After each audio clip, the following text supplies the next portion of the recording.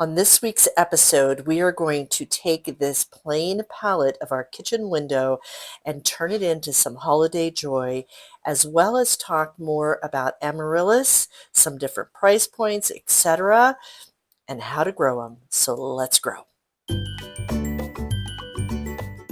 Hello, my friends, and welcome back to the Grow You Girl channel. If this is your first time here, my name is Sherry. Behind the camera is my good friend, life partner, and husband, Ed. Say hey, Ed. That's a lot. That's a lot. You are a lot. You are a lot to me. But today we are talking everything around the holidays. And we thought we'd start it off with talking about amaryllis, that Christmas flower that if you haven't gotten into it yet, it can become a little bit of an addiction, because one of the things that I love about amaryllis is when they come to this point, like this one I have here, when they're going to bloom. And I just gave one to my daughter when I was out visiting her in California, and just the anticipation of the bloom. So we're going to talk first about this, and then we're going to head up to the kitchen, and I'm going to show you, I'm going to redo our whole kitchen windowscape with a little bit of holiday cheer. So let's talk about the amaryllis. You'll see I have a variety here, and I got and different ways that you can actually do your amaryllis, from putting it into dirt to actually putting, this is just pea gravel and water. And I put this amaryllis bulb I got off of Amazon. I'll put a link below, but the flower itself is going to be green and white, and it just looks so beautiful. I'll put that information on the screen, but that's it. And you just have to keep it watered, and which I do need to put some more water in that one. Now the second option, and that bulb was a little pricey, close to $30. And the same with this bulb that I just got at our local garden center. And I noticed that it was starting to bloom. So I thought, wouldn't it be cool to have, let me get it out of here without hurting it. Let's see if it will bloom without, it's been bending over here in this. But here it is. Here's the bloom. And here it is. So hopefully it will straighten up once. We shall see. But I decided to go ahead and get it just like this, so you could see different ways that you can get the bulbs. Now I am putting this straight into dirt, and you want to get it about halfway up on the bulb and have the roots come down. So I'm going to go ahead and do that really quick right here. And play with your amaryllis. Play with your amaryllis so that, you understand them more. Now, I have a couple of amaryllis that came back from last year that their bloom, we'll see what happens. They seem very, what's the word, leggy, stemmy, but I do see that there is some growth starting to come up that can lead it to the amaryllis.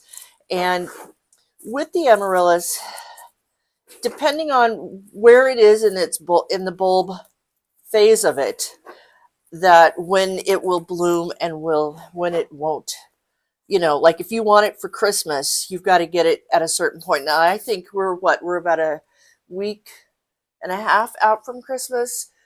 I'm hoping this one will bloom. Now this one I bought at Whole Foods.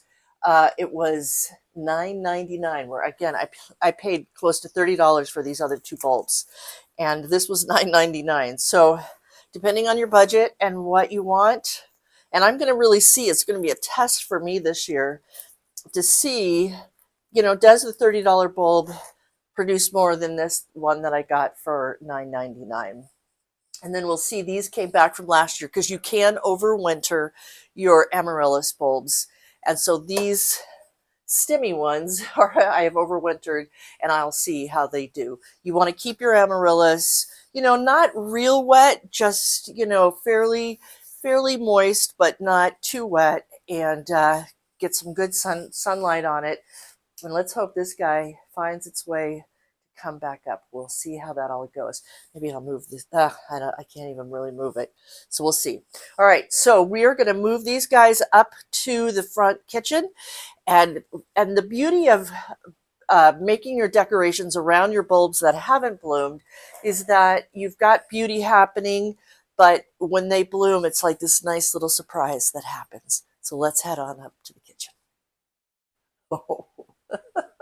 All right, here we go. Me and my cameraman bantering here. So the first thing I'm going to start with this is my palette, which looks up this window, looks out over the garden, looks over the mountains to the west, and it's just a lovely view from here, right here on our kitchen island. So I'm going to start with the runner. I don't know about you, but I've acquired many runners over the years, and I decided this one was going to be the one for this year. So I've got the runner down. Next piece is I've got these plants. I found them at the local garden center where they have, I'm going to put on the screen what this is called. I forget at this moment, but of course a poinsettia in the center of it. And I decided to do these this year instead of poinsettias. I don't know about you, but I have different feelings about poinsettias over the years. And it's always that hard thing at the end of the season. What do you do with the poinsettia at that point? All right, and then through magic, I have this bowl of oranges that I have put these cloves, and I don't know if you've ever done cloves in your oranges. It's a really fun thing to do, fun project for the kids, etc., adult or small kids, but it's just taking the little clove sticks and sticking them in. You can make all kinds of designs on your oranges. I'm also going to take some of the oranges. You know, oranges are very much in season right now. So I'm going to take some of these oranges and dry them and do something with them around the house. I'm not sure what yet, but for right now, I've decided to make that my centerpiece for the window. Next thing is up above here, you will see that we have, and if you could get a little closer in on this, it's a copper wire, and it's just a basic, I don't know if there's any other kind of description to call it, Ed, but just a copper wire that we have had for years, that we got at the local, you know, hardware store. And what I'm going to do with that is that I'm going to take these Christmas ornaments and I am going to, I've got some hooks over here. Oh, I do have the cloves over here too. You know, you can buy, let me go back to the cloves for just a second, but you can just buy these cloves, right?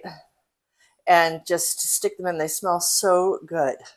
But that's what I wanted to share with the cloves, like 3 something a jar of cloves. But now what we're going to do is that we're going to hook these. Oh, these are too big. All right, hang on. I think I have, didn't I have another thing of hooks? Where did they go?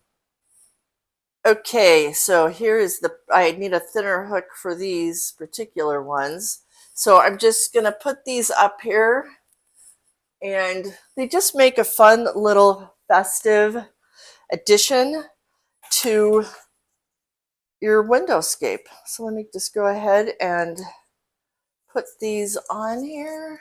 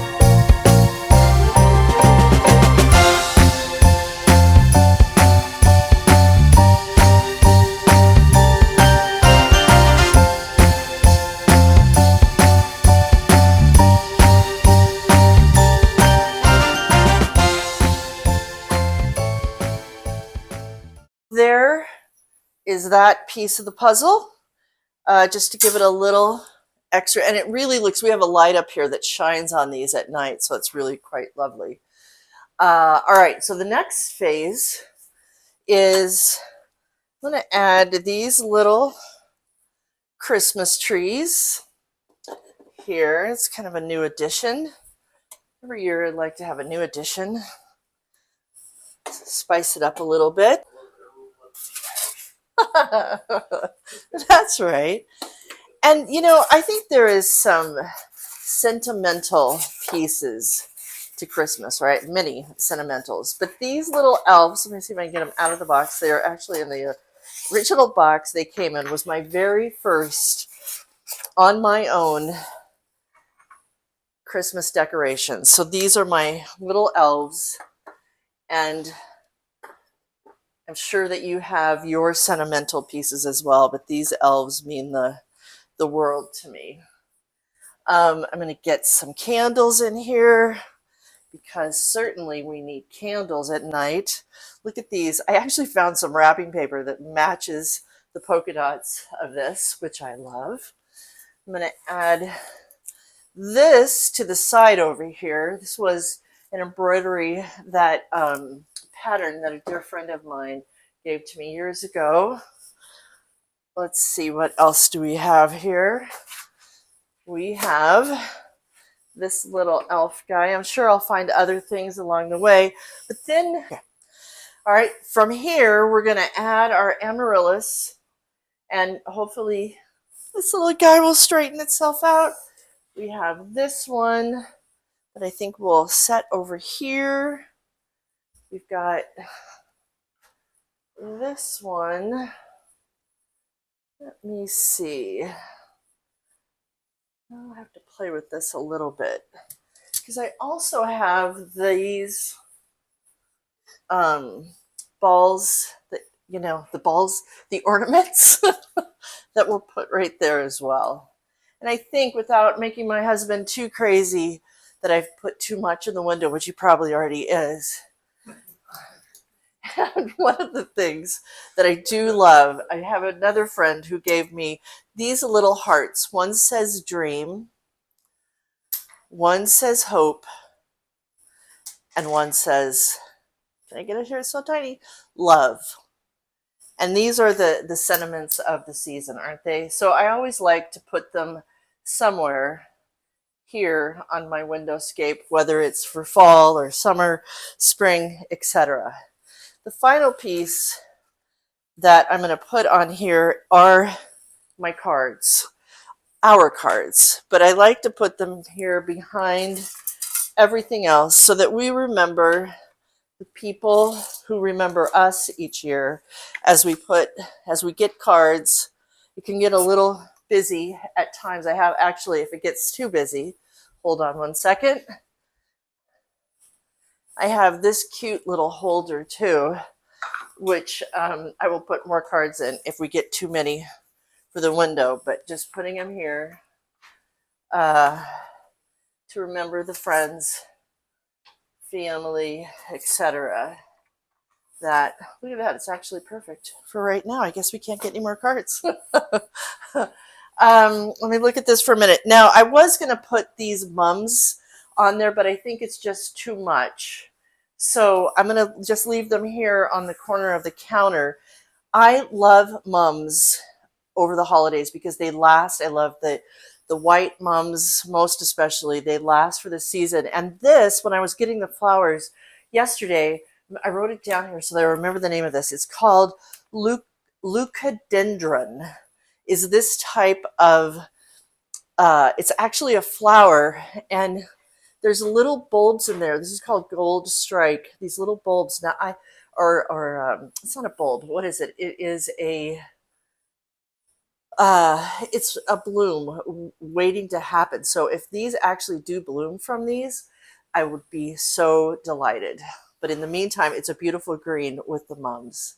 So my friends, here it is, our kitchen windowscape for 2025.